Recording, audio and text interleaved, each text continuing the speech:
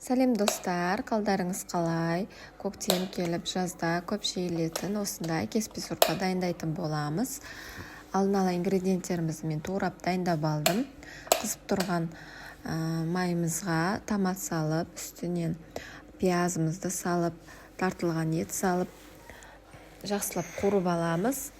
Етті турап емес, фарш жасап салсаңыздар, сорпа дәмдірек болады. Осылай жақсылап тұрып, араластырып тұрып қуырып аламыз.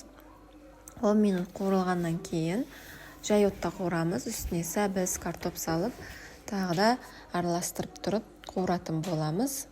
15 минуттай жай отта қуырылады. Үстіне тұз себеміз дәміне қарай.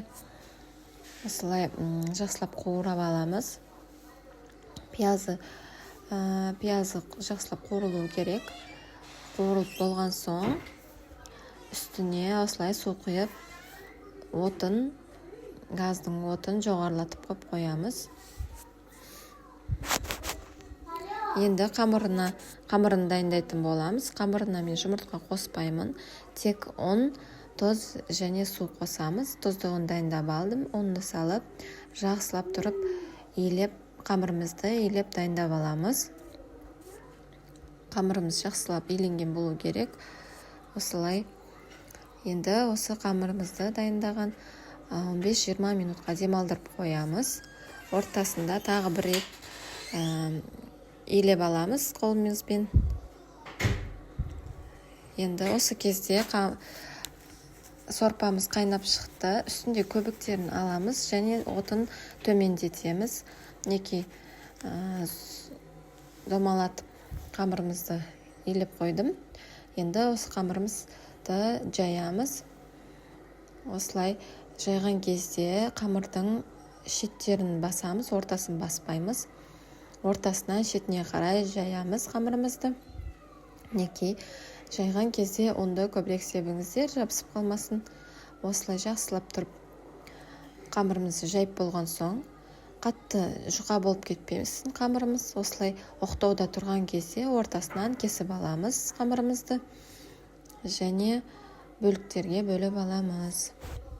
Осы видеодағыдай жасасаңыздар әдемі болып шығады. Енді бөліп алған қамырларымызды әрқайсысын бөлек-бөлек бөліп, үстіне ұн себіп, осылай кесіп аламыз кеспелерімізді. Мен видеода қатты үлкен қып көрсетіп жіберіппін, бірақ кішкентайлау кестім. Осылай міне видеода көргендеріңіздей, және осыны кеспе турап аламыз. Егер сіздерде лапша-резка деген болады, қолдансаңыздар болады. Бірақ қолда кескен бәрібір күшті болады. Енді осыны електен өткізіп, ұндарын кетіріп аламыз және қайнап тұрған сорпамызға тұзын көріп, қайнап тұрған сорпамызға кеспелерді салып қайнатамыз. Осылай енді ауылда жалбыз өседі. Осы жалбызымызды теріп, жақсылап жуып, турап аламыз. Және қайнап атқан сорпамыздың үстіне салып, кішкене қайнатамыз. Иісі мүңкіп, өте дәмді болып шығады. Жалбыз қоссаңыздар, қалауларыңызға қарап, базилик қоссаңыздар да болады, райхан. Мінекей қосып жатырмын. Кеспеміз 5-7 минутта дайын болады. Бұл кеспемізді піскен соң сразу дастарханға беру керекпіз. Мінекей кеспеміз дайын. Кеспе сорпамыз ас болсын. Бұны үйдің айранымен ішсеңіздер өте дәмді болады. Менің каналыма тіркеліп, лайк басып, комментарий жазып, мені қолдап отырыңыздар. Алда әлі күшті, жақсы рецепттер болады.